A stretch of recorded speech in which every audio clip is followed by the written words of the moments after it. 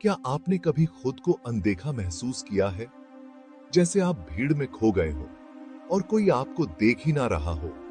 बहुत से लोग ऐसे ही महसूस करते हैं। वो खुद को छोटा और भुला हुआ महसूस करते हैं। ईसा मसीह के समय में एक औरत थी जो इस भावना को बहुत अच्छे से जानती थी। सालों से वो एक ऐसी बीमारी से पीड़ित थी जिसकी वजह से वो सीधी खड़ी नहीं हो पाती थी।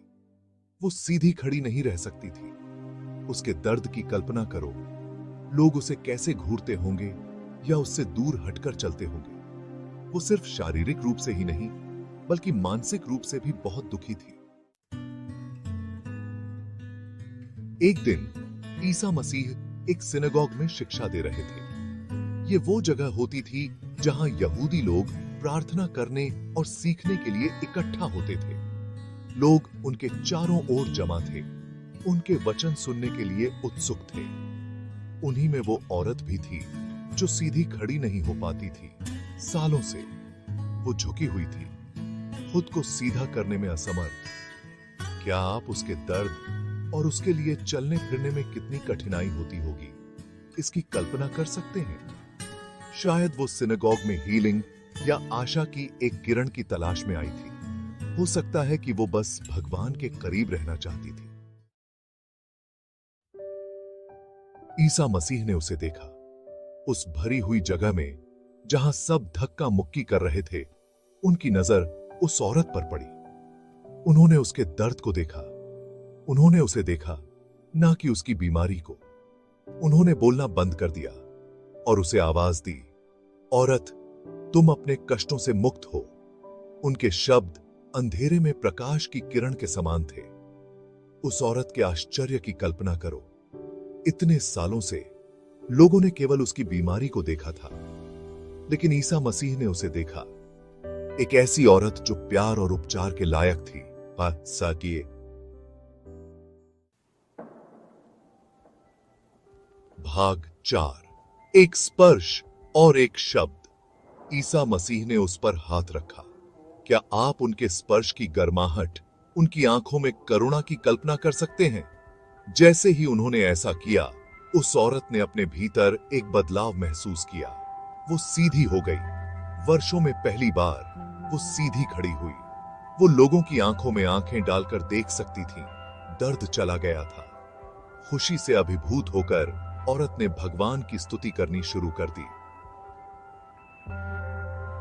ईसा मसीह की दया और उपचार शक्ति के लिए उसका हृदय कृतज्ञता से भर गया। जिस सत्य सा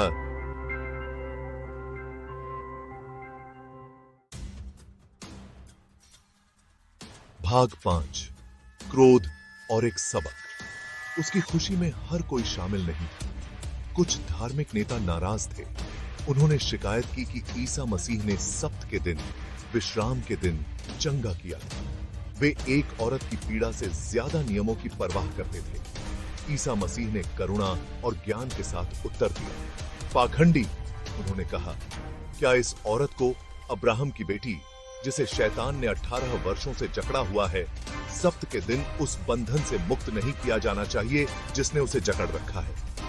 उनके शब्द एक शक्तिशाली अनुस्मारक थे कि भगवान का प्यार और दया हमेशा उपलब्ध है, यहां तक कि सब्त के दिन भी। करुणा से पहले नियमों को कभी नहीं आना चाहिए। भाग 6। ईसा मसीह के साथ सीधे खड़े रहना। झुकी हुई औरत की कहानी हमें सिखाती है कि ईसा मसीह हमें देखते हैं, तब भी जब हम खुद को अनदेखा महसूस करते हैं। वो हमारे कष्टों की परवाह करते हैं और हमें ठीक करना चाहते हैं। वो हमें याद दिलाते हैं कि सभी के साथ दया और सम्मान का व्यवहार करें, उनके बाहरी रूप से परे देखते हुए। उस औरत की तरह जो ठीक हो गई थी, हम भी ईसा मसीह के साथ सीधे खड़े हो सकते हैं। हम अपनी चुनौतियों से ऊपर उठ सकते हैं और खुशी, कृतज्ञता और प्यार के साथ जी सकते हैं। उनका स्पर्श हमारे जीवन को बदल सकता है, हमारे दिलों में उपचार और आशा ला सकता है।